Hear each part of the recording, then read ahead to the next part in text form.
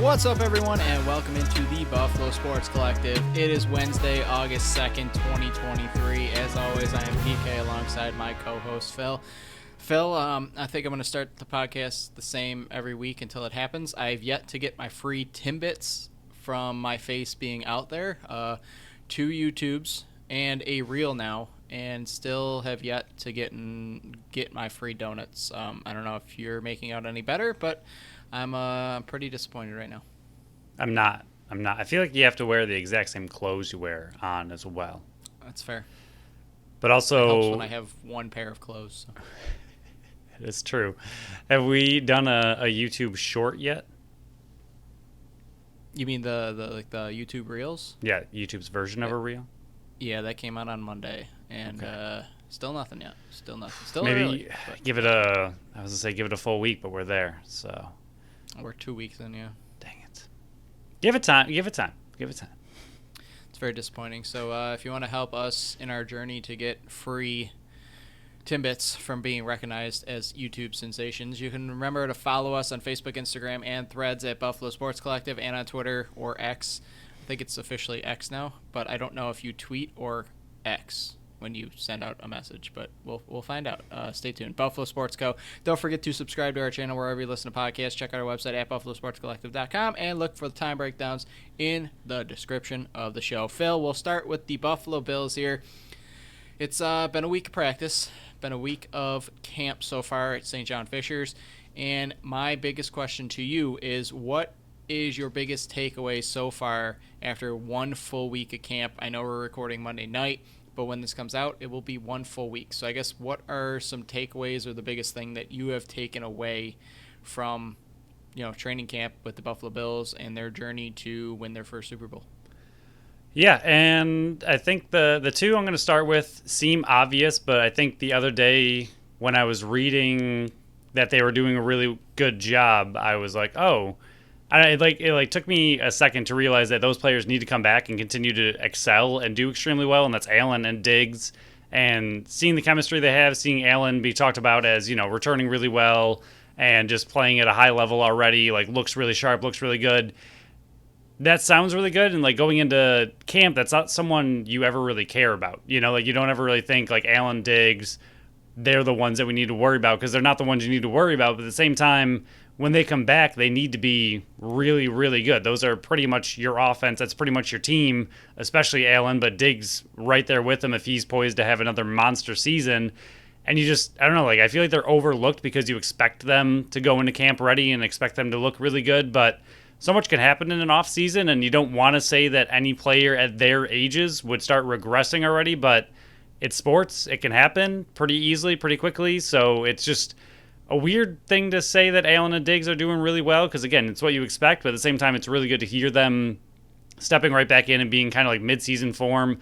The two other ones, Dalton Kincaid, it sounds like him and Allen already have a great rapport, which is fantastic to hear. I mean, obviously, being a first-round draft pick, and especially with the Bills not really going too offensive-heavy on their first-round draft picks for a while, seeing that they took that chance and have someone who they think is going to be pretty solid in that position and seems to be already connecting with Allen, who's going to be possibly a big point of this offense, I think is really great. And then, obviously, Damar Hamlin suiting up in pads for the first time since the incident. Really good to see for him and just his own mentality and just, what he's going to have to kind of mentally fight through getting all the way back up to game speed. I know a lot of it is physical, but at the same time, a lot of it's mental, just getting back into the rhythm of hitting, the rhythm of pads, the rhythm of the feel of football in general. So really good to see him back in pads for the first time since the incident, and just really great to see him back out there.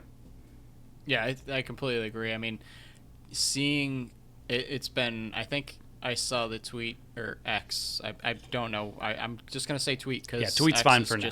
It's just stupid. Yeah, if you want to kick me off Twitter, that's fine. It's stupid. X is stupid. But I think I saw the tweet that it was 210 days since the last time that he wore pads, and that was the game in Cincinnati. So what he has overcome so far is just unbelievable. The progress he has made, and to see him back on a football field this early in training camp is in pads. It's just an unbelievable, journey that he's been on, and it's a feel good story where it'll feel even better if he does make the team and is able to contribute one way or another. Because I mean, we said it on this podcast multiple times. We really liked him paired with Jordan Poyer in the backfield there, and I know Micah Hyde's back. Jordan Poyer's the whole DB room is fully healthy, and they added Taylor Rapp too, so they don't have to be forced to push him back on the field right away. But I would like to see him take a few snaps in a game to really jump over that last hurdle, I guess. But for me, I guess I can comment on Dalton Kincaid really quick as well. I'm still in the opinion that I don't believe that he is going to make as big of a difference as I think a lot of other fans do.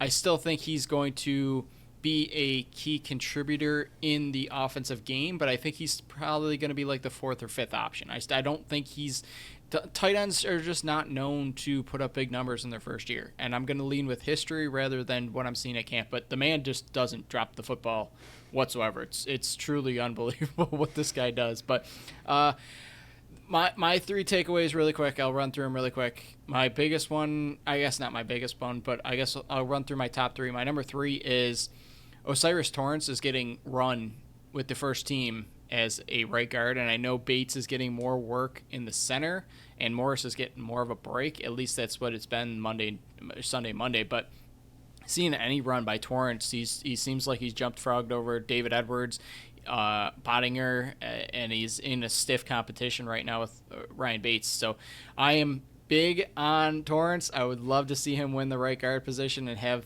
Ryan Bates be that utility man up on the offensive line. That would be amazing, seeing him that amount of run so far in just 1 week. I love it. Number two is it seems like James Cook is going to be the legit RB1 on this team. The amount of work he's getting, and I know I take everything with a grain of salt, like the numbers and the catches and all that kind of stuff in practice. They did just finally put on pads on Monday, but for me it's more about where you are in the rotation, and seeing James Cook used as much as he is with that first team, I love it. I don't think he's going to be a bell cow, but I think it's going to be probably 60-40 split, and I am perfectly fine with that based on what I think his ceiling is. And then my last one, it's the lack of Kaiir Elam with the first team. I don't understand why he's getting more run. I'm not there at practice. I know he's not having the best camp, but they don't have anybody else like him in that room. They don't have anybody that can match the speed for speed like he can. That's why he was drafted. The man for man he was playing in Florida in the SEC was top notch. It's very confusing what they saw towards the end of last year and what they also saw from Dane Jackson and go, Dane Jackson is better than Kaiir Elam right now. He might be better in practice right now. He might be showing more, but when it comes time for game time, I think Kaiir Elam's better. Why don't you just run out the first year or the first round pick that you drafted last year, pair him opposite Tre'Davious White, and see what you got there? What is there to lose? I just think the ceiling is higher for Kaiir Elam than it is Dane Jackson. I think Dane Jackson is a very reliable guy back there that you know what you're going to get. I don't think you know the ceiling for Kaiir Elam even remotely close yet. So I want to see Kaiir Elam get more first team run. It's puzzling with a team that I know they make rookies, take their time and earn their stripes and all this kind of crap. But if he's the best person for the position and you don't have anybody else like him in the room, I just don't understand the lack of reps he's getting in practice with the number one team. Yeah, and especially like you hate to go off of what round they were drafted, but that is pretty much just what the NFL is and 90% of what they do.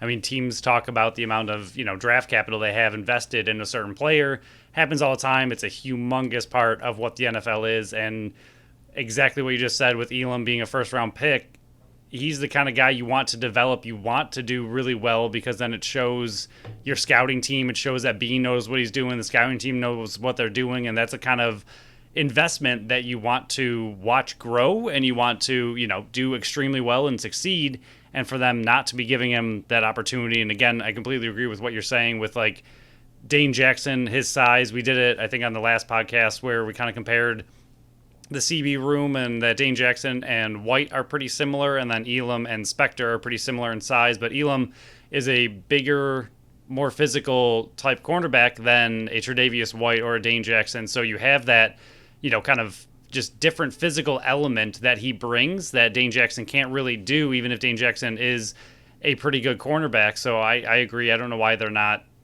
just, really pumping up Elam to try to develop him as much as possible and just see what you have with him. And Jackson, I think, would be a really solid CB3 as a, rotational guy, or just someone you can throw in and keep on the team as a injury, if anything comes up. But I don't know why they're not developing Elam as much as I think you and I believe they should be.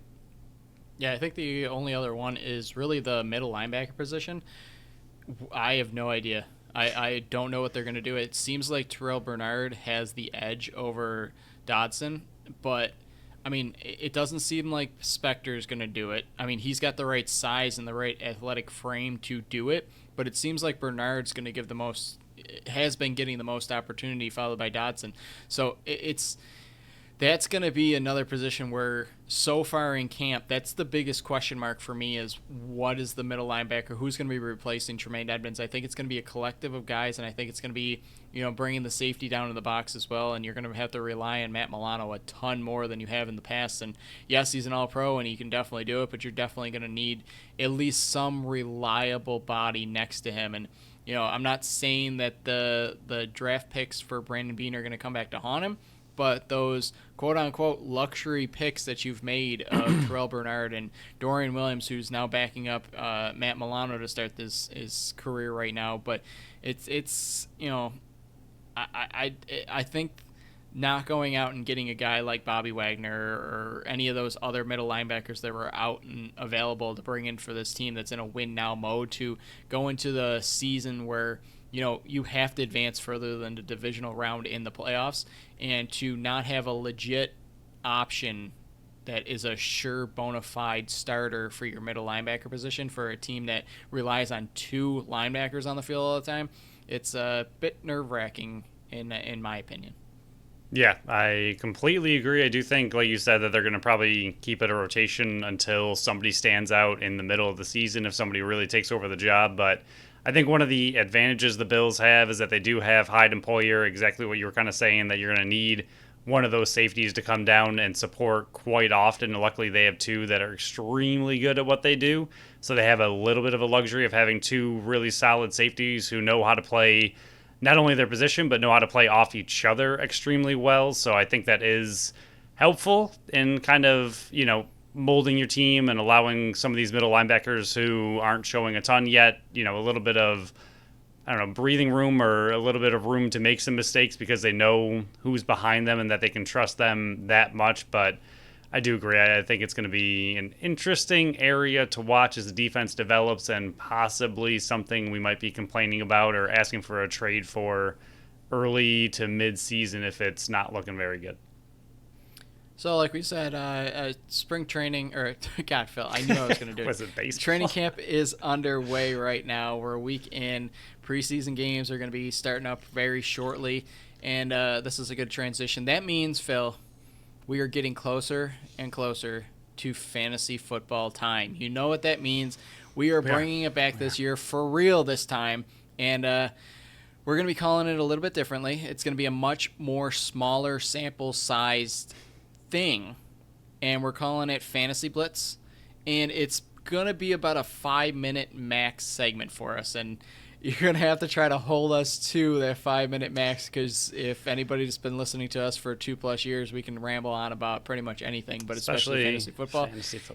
Yeah. So during the season, we're going to give you 1 to 2 players we believe will score inside the top 12 of running backs or wide receivers, or the top 10 of quarterbacks / tight ends.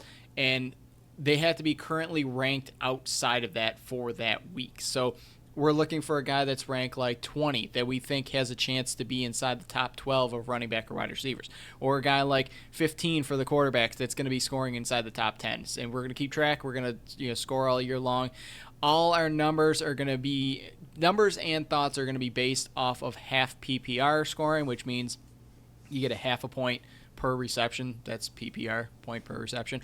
5 shows until week 1 kicks off. So we're going to be doing some fun fantasy football draft related stuff for this show. For today, though, we each have one player that we are both much higher on than their draft ADP. We kind of use Sleeper for all of those that do that because I think that benefits us because you can kind of assign players a spot in the mock drafts, and we like using Sleeper, so we use their numbers here, their ADP average draft position for you rookies out there in fantasy. But Phil, I'm gonna turn it over to you for your player because I am a 2-time champion, and I did have to get that in there. I'm sorry, but who is your player that you are higher on than their average draft position? Kills me that you're a champion every time. Every time. I've gotten so close, and both years I got really close. You were in the way. This time you were on the other side in the way, and Jalen Hurts decided to just sit out the rest of football because he didn't need to play. But new season, we're talking about new players. We're switching it all over. I'm going to ask you if you know a player named Darnell Mooney. Do you know Darnell Mooney? I do. Okay, well that is not who I'm going to be talking about, but his new teammate DJ Moore. I love it. Is going to be looking really, really good this year. Mooney last year as the wide receiver 1 on a really rough Chicago offense ended up with only 493 yards, 2 touchdowns in 11 games. DJ Moore last season, his worst season, I believe, in the last few years, went 63 of an incredible 118 attempts. He is a much better wide receiver than that, but still finished with 888 yards and 7 touchdowns. I think he was in the top 25 for wide receivers with some terrible quarterback play. And right now, he is sitting at wide receiver 23, 54 overall on Sleeper. For 3 straight years, Moore had over 1,100 receiving yards and 4 touchdowns. He finished as the wide receiver 13 or better in 4 or 5 seasons with Sam Darnold as the QB. Now he has a new QB who is on the rise in Justin Fields. Being the wide receiver 1 on a different style offense, I think he can be a target monster. I think he will easily, it's not even close. He's pretty much the only wide receiver still on that team. No offense, Darnell Mooney, but he's going to be the alpha on that team. He's an incredible wide receiver, and given how well he's done with no quarterback play in fantasy football for how long he's done it, I think with a year 2 Justin Fields, who in his last 4 games last season, not including the final against Detroit where they played awful, he averaged 170 pass yards and over 69% passing completion. So toward the end of the season, he was looking much, much better. And I mean, we've kind of, if you're paying attention to fantasy at all, you know that Justin Fields' fantasy stock this year is through the roof. Yes, he can run, but it's also going to be a little bit of passing, and now he has a wide receiver to help him out with that. I don't think there's a reason that DJ Moore cannot finish top 15 this season with a better QB, considering he already was top 25 last year and was a wide receiver 13 or better for a long time with Sam Darnold. I think he can get right back to his elite levels with a little bit better QB play in a sophomore Justin Fields. Junior. Justin Fields. Junior. Justin. Well, it sounds worse than sophomore for some reason. That is true. You're, when you mention the name DJ Moore, though, Phil, you have to correctly name him fantasy football champion DJ Moore, because he was one of my champions last year. He was on my team that went to the title game and won it all. I held up a whiteboard that said fantasy football champion.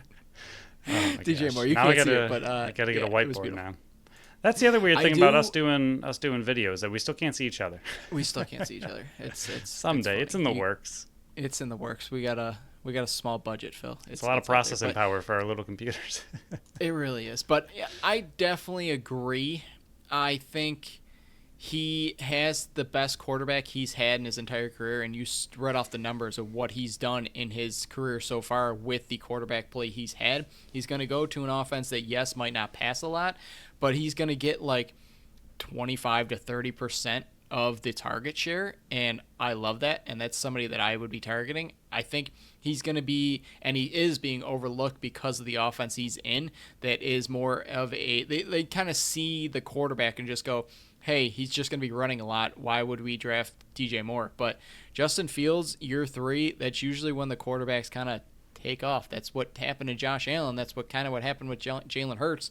That's what happens with Joe Burrow. I mean, how many other quarterbacks can you name that in year 3, their talent and their skill level just zoomed up the leaderboard, and the favorite target's going to be DJ Moore, and he's can catch it down the field. He's a great route runner. I love the pick of DJ Moore. It's close to my heart. But another guy that's close to my heart that I've been trying all offseason to try to get so he can be one of my keepers is a ADP at pick 50, which is in the middle of the 5th round, and he's being drafted as the running back 19 behind guys like Jahmyr Gibbs and Kenneth Walker. And that's no shot at Gibbs or Walker, but they're in a timeshare. This guy has no timeshare. There's nobody else in the room with him. And to me, I truly believe he's an RB1 this year. That man is Miles Sanders. Yes, he leaves Philly, who had an unbelievable running game. But, Phil, who's Philadelphia Eagles quarterback? I think his name's Jalen Hurts. I'm not 100% sure. Jalen Hurts, the man that hurts Miles Sanders' touchdown value.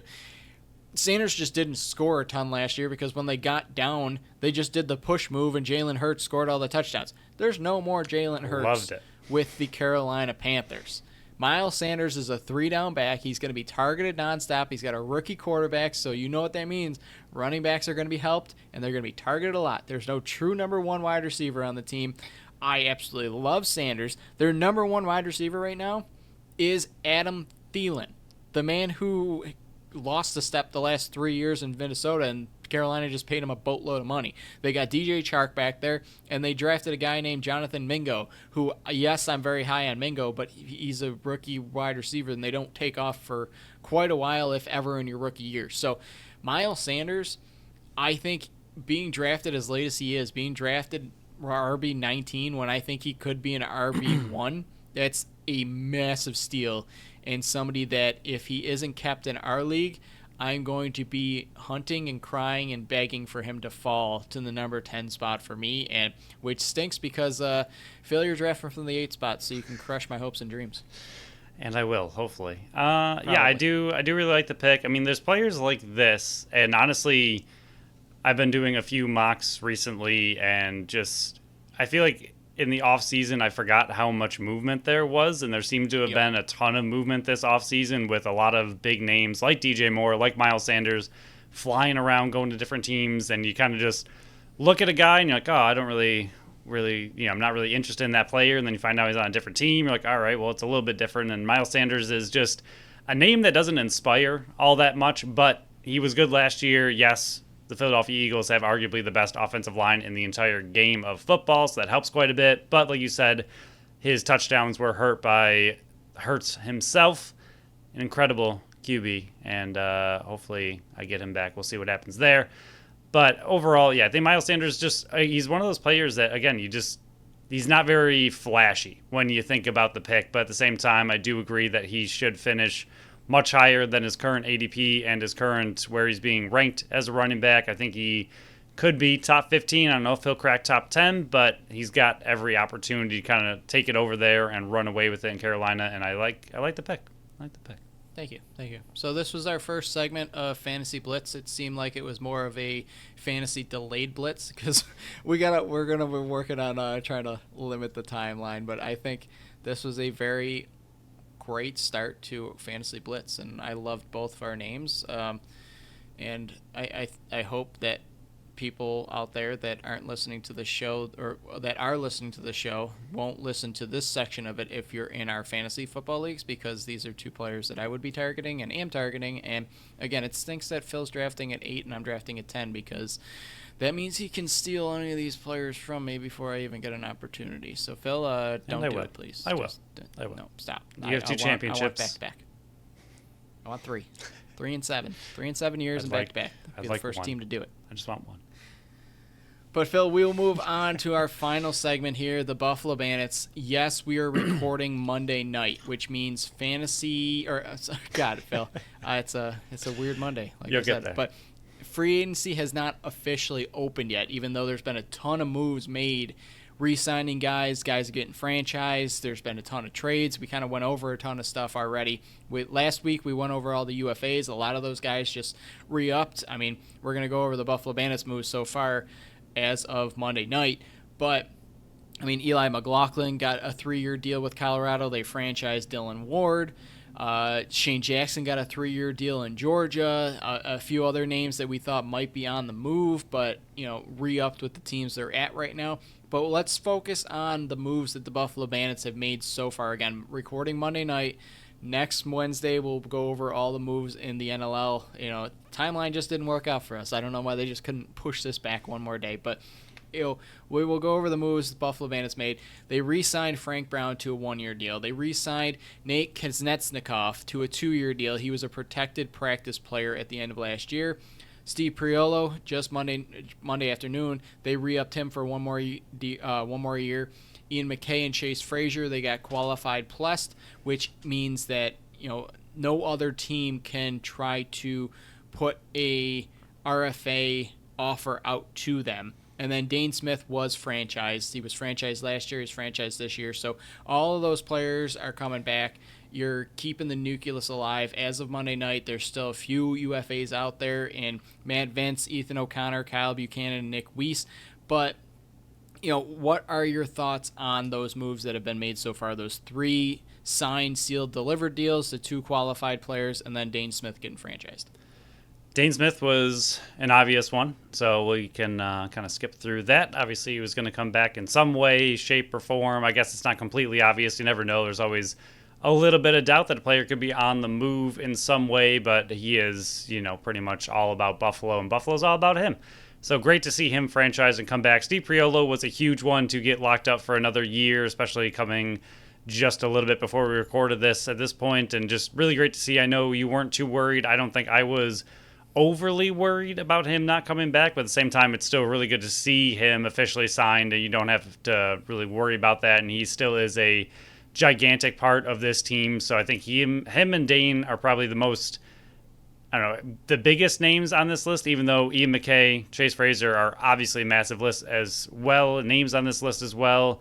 Nate K and the 2-year deal, I think it's interesting. I have absolutely nothing against him. We haven't really seen him play too much through the injuries. We saw him a little bit this past year, and there were times where he looked like a rookie playing in the NLL for the first time, going through, playing through an injury for the first time, back in a really long time, just playing any kind of game live. So he looked a little bit off, and then as the game went on, you could see him gain a little bit of confidence, and he looked like a better player. The goal that he did score, at least one this year, looked really good, and it looked like he could be another sniper on that right side. So I do like the return of him. Clearly the team has stuck with him for this long through all the injuries and everything, so they've really liked him as well. Frank Brown's the one that is probably the most curious or interesting, I guess you want to put it.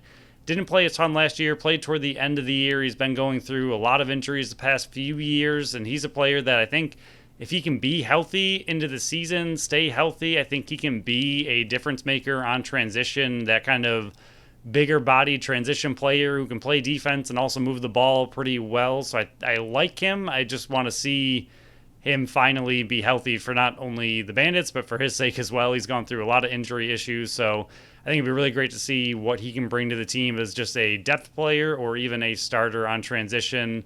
So really great to see him back as well. Yeah, I think I don't really have to touch about Dane Smith. I mean, MVP finalist. I think it was a no-brainer franchising him and locking him up in Buffalo. I would have probably liked maybe like a 2 or 3 year deal rather than the franchise tag. But, Sure. I mean, he's locked back in Buffalo for another year and couldn't be more happy about that. Steve Priolo, I think we put out the tweet saying that it's not really a big surprise he's back. It's just I'm happy that they locked him into a 1 year deal prior to free agency opening, so you didn't have to worry about any other teams kind of getting in his ear going, hey, you want it here, you want to bring it here and try to win one, in Toronto or win one in Halifax or something like that. You're locking him in. Not that I thought he would do that because he's Captain Buffalo, he bleeds black and orange. But, locking him in before free agency even opens so no other teams can even talk to him. Loved it. The qualifying of Ian McKay and Chase Frazier, thought there was no-brainers. Frank Brown, like you said, it would be nice to see that speed that we saw at the end of 2 seasons ago into the playoffs added to the transition game and kind of take a little bit of pressure off of a guy like Dylan Robinson that I think could develop into that role and not be forced into it. So hopefully he is healthy.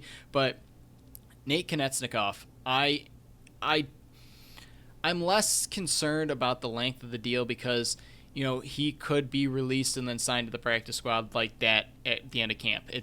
I'm less worried about those type of deals because you can get out of those really easy by just releasing the player. But he's playing in the WLA, the Western Lacrosse Association, their summer for Thunder, and in 12 games he scored 12 goals, 17 assists for 29 points. That's 2.4 points per game. He's shooting at a 24% clip, 50 shots. He is really having a solid full year in summer ball for the first time in a long time. You saw him in action, I think, 2 games last year, just getting over that knee injury. But he's one of those guys that Buffalo has high expectations for based on how long he's been a part of the organization. I mean, how long have they waited for him to get back healthy? And he finally is, and he's finally putting up some numbers, like I said, in the WLA. But I'm more interested to see what would happen. And again, we're recording Monday night, so this might have already happened. But if Kyle Buchanan either gets snatched by another team because he is a UFA, or if he decides to hang it up, that there will be an opening for the righties. Can Nate Konechnikov kind of take that role and run with it and use this hot summer that he's on right now to kind of grab that and run with it?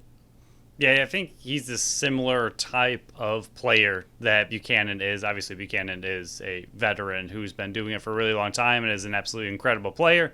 So really hard to straight compare the two, but I think he's just a similar type player, whereas Sam LaRue is a little bit more that bigger bodied. I mean, he was labeled as a defenseman because I had him playing a little bit of defense. That bigger bodied, sets the pick, can still play, can still shoot, but he's just a little bit more that bigger bodied kind of guy, whereas Nate K and Buchanan are a little bit smaller, but still have the stick skills and the hustle and the ability to, get those loose balls, play the kind of grinded out dirty style game, and at the same time still have the skill and ability to put the ball in the back of the net. So I do think Buchanan's a huge question mark, I think, starting into free agency. I think if, like we mentioned before, that if he wants to come back with the Bandits and win now mode, I don't think they would deny him that kind of offer. I think they would go after him simply because of what he meant to the team last year.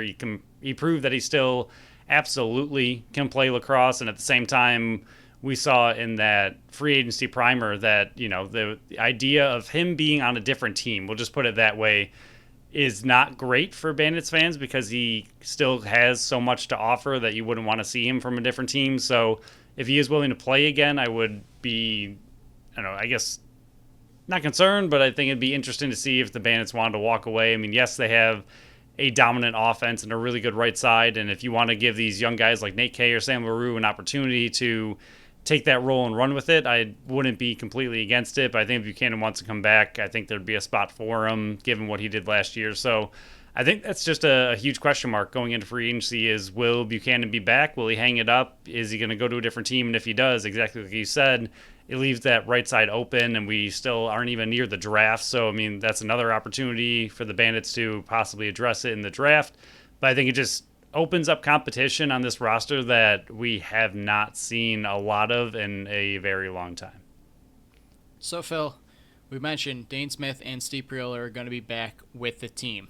My question for you, and I love doing this segment because it's always fun to see you squirm a bit, but there are only 10 other players besides Dane Smith and Steve Priola who have played over 100 games for the Buffalo Bandits in the regular season. My question to you, who are they?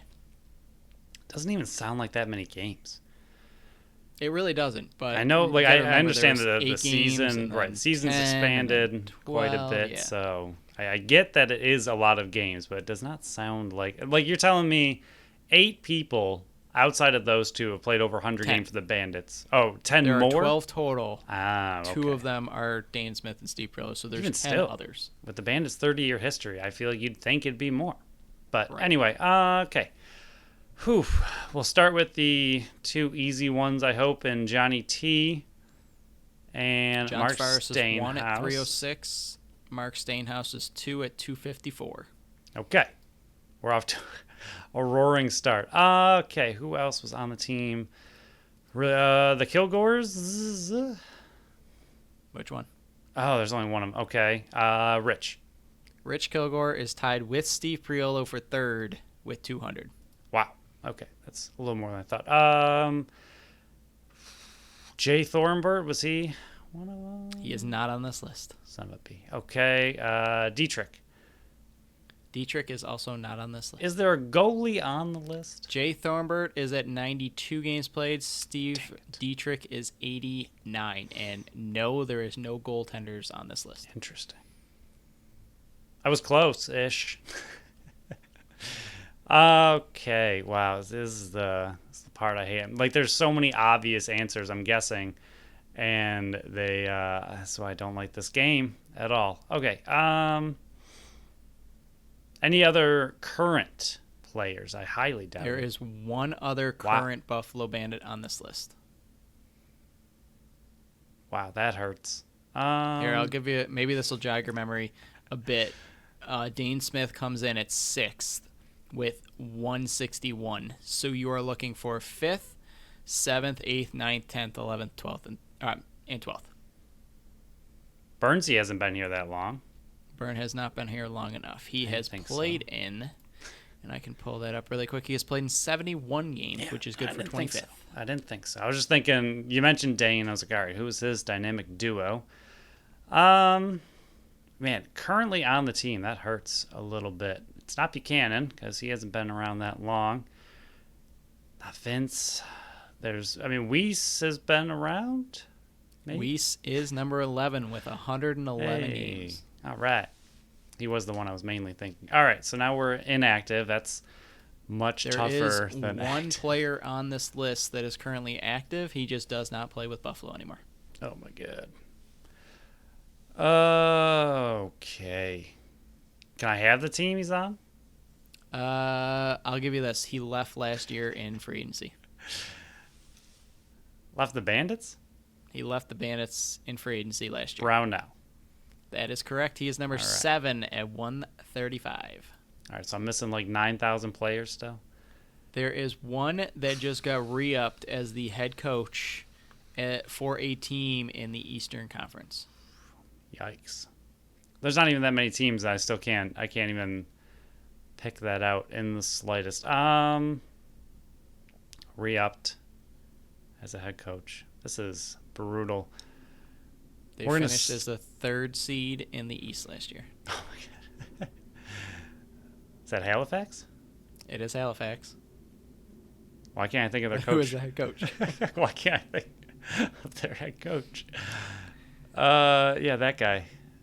He was on my team of the Goats when we built gonna our remember Bandits that. Goat team. I'm sure I should absolutely. Well, now that I know he's a head coach, I should absolutely know who he is. I love watching you squirm. His first name is Mike. Why does that not help at all? How do you say yes in Spanish? See? Yep. His Oh, last name Kersey, I ends with gotcha. C. There you go. He's number 12 with 109. He's got 4 their left. head coach? He is their head coach. Wow, You I are don't think I missing knew that at all. 5th place, 8th place, 9th, and 10th. What is there a Veltman on there? There's no Veltman. Oh, son of a B.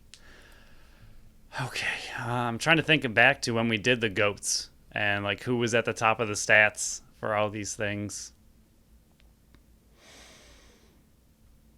Man, are they like old? One actually just stepped down from his role with Halifax. Oh my God! Will you get away from Halifax? Chris White, is he one of them? He is one of them, and that's not the Oh, one I was talking about, but he is sweet. 8th at 116. All right. So you got 3 left: 5, Just 9, and 10. picking out random players in my memory bank that have been on the team for a little bit, or captains. Number 5 was at the arena when the Buffalo Bandits won the Billy D. championship. Smith. All right. Yeah, he's number 5 with 192. Man, this is like these are obvious names, and so I don't like these games. I don't like the history games. I don't like any of these games. What has the weather been doing recently? Raining. Now, it was hot, and now it's cooler. What? The Buffalo Blizzard's final answer. You're wrong. Okay. Colder weather. What? Cooler. It's gotten cooler now. Cooling? Is that even a name?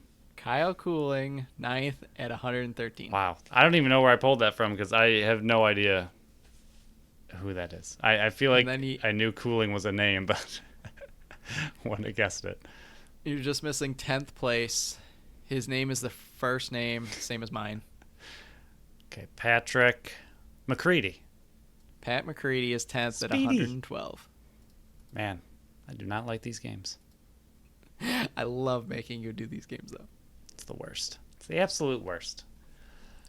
And the funny part is we've all heard these names before, but when you're in that hot seat, you just start to panic. And I think anybody would panic in the hot seat.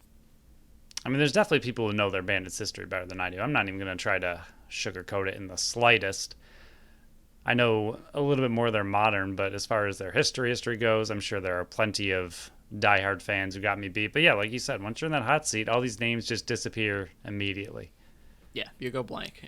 If anybody wants to criticize Phil, I dare you to step up in the hot seat and not know what the question is going to be prior to coming in. Because if I let Phil know the question, he's going to do research and nail it and look like the smartest man alive. So you come into the hot seat and try to beat me, and you can't do it. But Phil, my final question, this one's easier because this is more opinionated, and I know you love those questions more. So the start of free agency is kicking off. Like we said, Monday night, don't know it yet, but there have been a lot of moves, a lot of trades.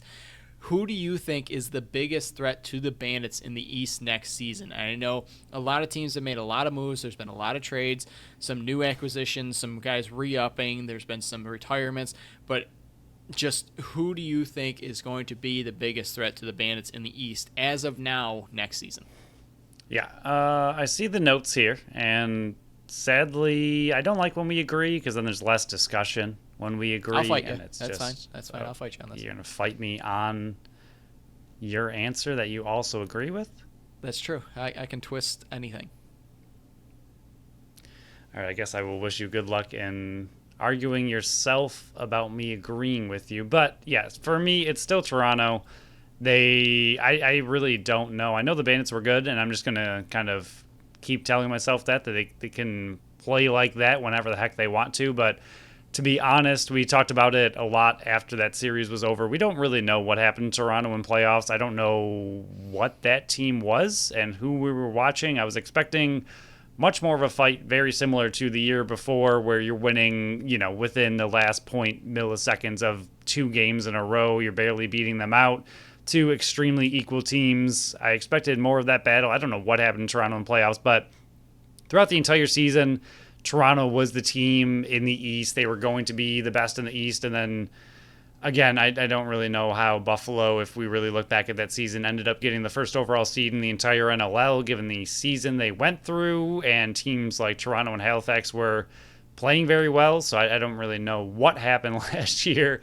It all fell into place for the Bandits to win it all. But Toronto was the team to beat in the East for a very long time last year. And even going into the series against Buffalo in playoffs, they were arguably the team to beat. Even though Buffalo had home field advantage, it seemed like Buffalo was the underdogs. I know Toronto considered themselves the underdogs because they lost the year before, but I think on paper, or if you listen to what the analysts were saying, it seemed like Toronto was going to be the team to beat even in that East series with Buffalo at home. And I think they've gotten a little bit better. I don't think Dawson was really, in his prime anymore. Yes, he was still decent, but I don't think he is anywhere near what a player like Matthews can really bring to that team. If they end up re-signing all of their free agents and including adding Matthews, I think they're going to be a very good team, a very strong threat once again, and I think the Bandits are going to be just as big of a threat themselves once again. I think it's just going to be two teams that really don't like each other battling it out for the East once again. But to me, other teams have done a good job in the offseason, but Toronto and Buffalo, until they are unseeded as the top two in the East, I'm just going to continue to consider them the top two in the East because it looks like they're going to be the top two in the East again. While I can't argue with that, I think having Mark Matthews get brought in over a guy like Dan Dawson and Zach Manns, and like you said, if they bring back a guy like Corey Small and have a fully healthy Tom Schreiber, their offense looks just as scary as their defense does. But what I can tell you is they do not have any player on their team that has made it known he is playing one more year and calling it quits. And this man does not have a title yet, and I can't tell you how hungry that will make this team. Ryan Benesch just re-upped one more year with Halifax. They have 6 first-round draft picks since 2015 on this team. They have 3 second-round draft picks since 2017 on this team, and they have a third-round draft pick on this team. They just re-upped with Tyson Bell, Colton Armstrong, Chris Bushi just got a qualifying offer, Eric Fennell just re-upped, their goalie Warren Hill just got 2 more years, Cody Jamieson just re-upped for 3 more years, Clark Pedersen just re-upped for 2 more years. They franchise tagged Randy Stotts. They got Clark Pedersen back for 2 more years. Theed is 2 more years. Tarafanko's got 4 more years. Jake Withers has got 3 more years.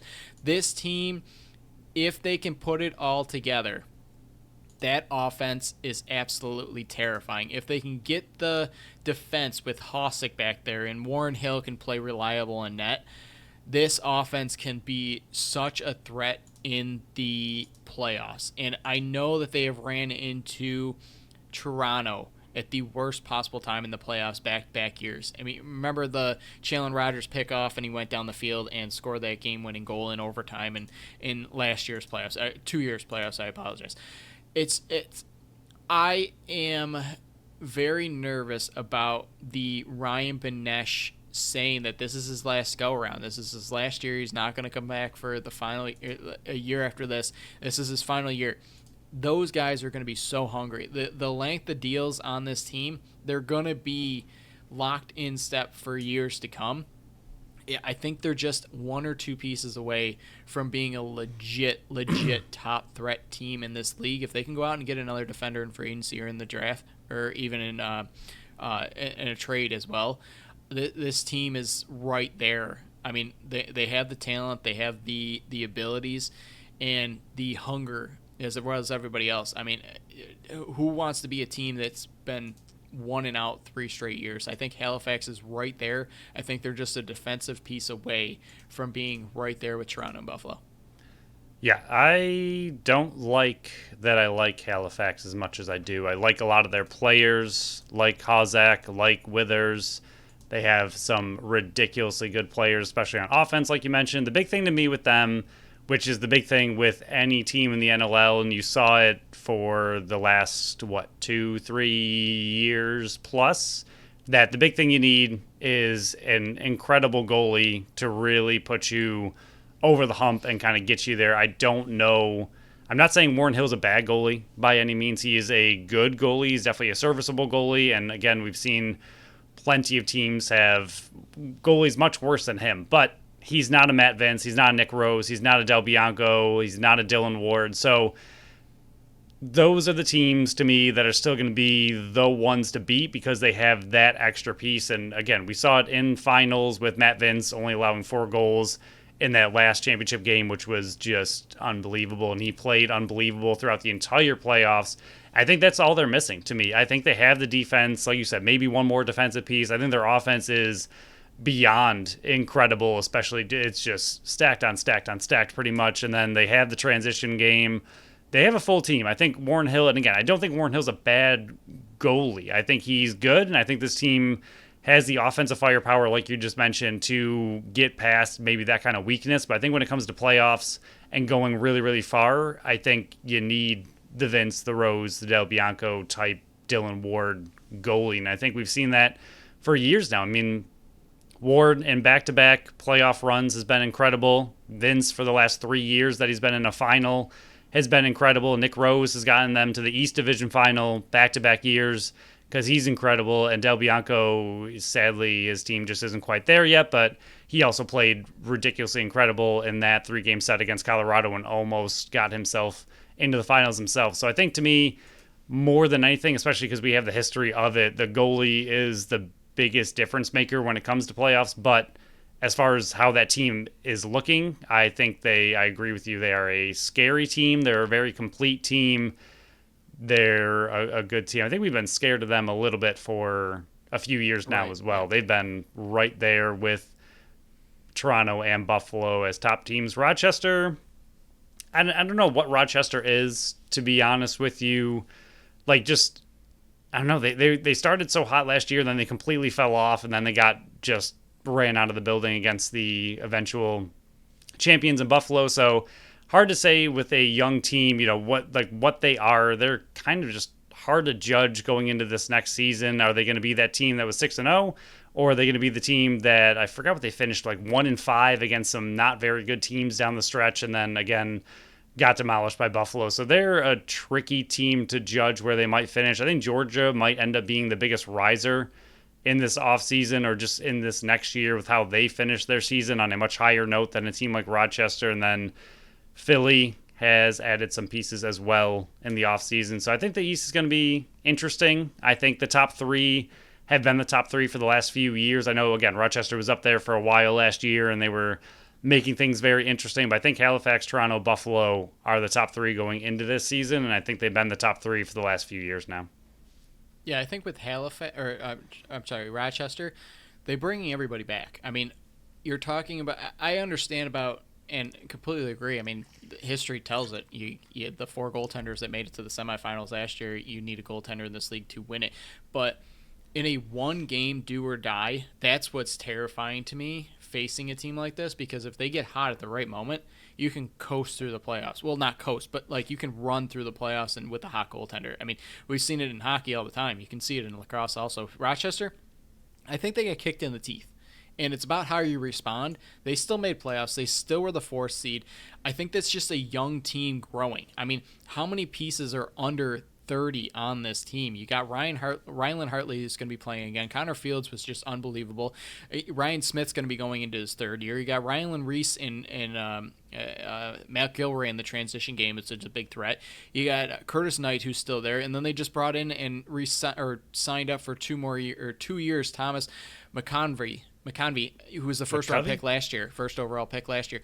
So this team can be a threat to anybody. I mean, they beat Buffalo once. I mean, we'll move over to Philly. Like you said, they added some pieces. Holden Catoni came over from Rochester because I think, McConvey and Catoni are a good flop back and forth there. So they had to move out one guy to bring in the new guy. You got Higgins back in net.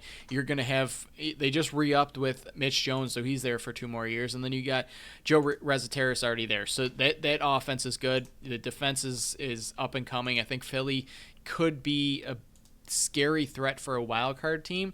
And then if you even want to mention, like you mentioned, Georgia, I think they're an up-and-coming team, how hot they got to the end of the stretch. They re-signed pretty much everybody. Shane Jackson's back for 3 more years. You re-upped with Brian Cole. He re-upped. I think the biggest name still left out there for this team is Jeremy Thompson, and why would he go anywhere else since they franchise tag Lyle Thompson? You got another year under the belt of Brett Dobson. Q is there for another solid season. So I think all the pieces are there for them to rival Rochester for that 4 seed. Whoever doesn't make it between Rochester and Georgia, I think is going to be fighting out with Philly for that wild card team. It's going to be another dog fight in the East, and I hate it because the East is a beast once again. Send some of these players out west and make the West a bit more competitive, because out in the West you got Calgary, you got San Diego, who threw up a duck in the playoffs. You got Colorado, who's always going to be a threat there. Panther City's up in the rising, and then you got Vancouver. We'll see what Mikulski can do with Vancouver. Vegas is still rebuilding. You got Saskatchewan did a ton this offseason, so it'll be very interesting to see what the West does. But the East, I think, is just on another level right now. You know what team that we haven't really see do too much, and I'm really, really happy about it? Is it the team that I projected to make the playoffs last year? That's the team, and they can Yep. just continue not to do anything, and I feel bad for a certain player on their team. And we're talking about the New York Riptide and Jeff Teat, and I kind of feel bad for him because he's just an absolute incredible talent, and at some point in his career, I hope he gets a team around him. But while the Bandits championship window is wide open, they can continue not to do anything and stay not very good despite having arguably the best player in the game, at least one of the best players in the game by far. And if they want to continue to waste some of his, what is he, like 20, 21, 22, somewhere in there, ridiculously young. So he's got plenty of career in him. But for right now, while the Bandits are looking incredible, if they want to continue to not do much in the way of moves, we'll take it. He is actually 25. Wow, he's older than I thought. I thought he was really young. He's one of those ones that came late in college. Not that 25 is old by any means, but Yeah, that's older a lot than younger I than thought. us. Yep. Yeah, but New York really hasn't done anything. I mean, David No. Edwards and Chad Cummings still coming out in the free. I mean, they can still make the deals, but Yeah. I think the only thing they've really done is Kevin Oleman's gotten a qualifying offer. Mitchell's got a 2-year deal. I'm looking through this all right now. Ron John got 2 more years. That's about it. I don't think they've really done much else. They haven't really made any trades. Maybe they'll be a bit more active in free agency, but I don't know how many more bigger names are in free agency that would be coming over here besides maybe a Kyle Rubish, but it sounds like he would be more in line with, a Halifax or a Buffalo or somebody like that. Which would be mind-blowingly amazing. I mean, there's been rumors he's coming back out east, so I know he got Sign him. traded to San Diego, and San Diego can talk to him beforehand, but I mean, there's talk he's coming out east. If he wants to win a title, Buffalo is where it's at. Really is. But like I said, we're recording Monday night. That's why we don't have any of the news breaks. So you can follow us on Twitter and, follow everybody else out there on X. Sorry, on X. I'm still going to call it Twitter. I don't care. Musk, stupid. But you can follow us there. You can follow anybody else around the game. There's going to be some big moves made on Tuesday and Wednesday, and then we won't be able to talk about it until next Wednesday. But, Phil, is there anything else you want to add to this episode before we kind of shut it down? Because we're kind of in flux right now before all these moves are being made. No, it was a fun one to get some of our fantasy back out there, talking about it. I'm starting to ramp up my my research and my drafts, and I'm not, You're not thrilled about anything that's happening, but we'll get into that later. Yep. So first segment of Fantasy Blitz, we'll be doing that all year long. We're going to try to make it actual blitz instead of just the delayed blitz like we had today. But, fine-tuning everything. We're always fine-tuning whatever we're putting on the show. But I guarantee as soon as we stop recording, either later tonight or tomorrow, which is going to be Tuesday or Wednesday before this was even released, some big move is going to be made, and we're going to be like, God, every stinking time, because the Bandits made all the moves Tuesday right after this was, finished editing. So if you don't hear it on this podcast, that's why. We recorded Monday night. We can use that excuse nonstop. So thank you all for listening to another episode of the Buffalo Sports Collective.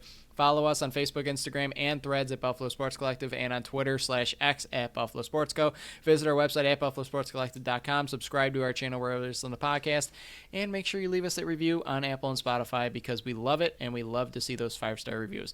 Until next time, bye-bye.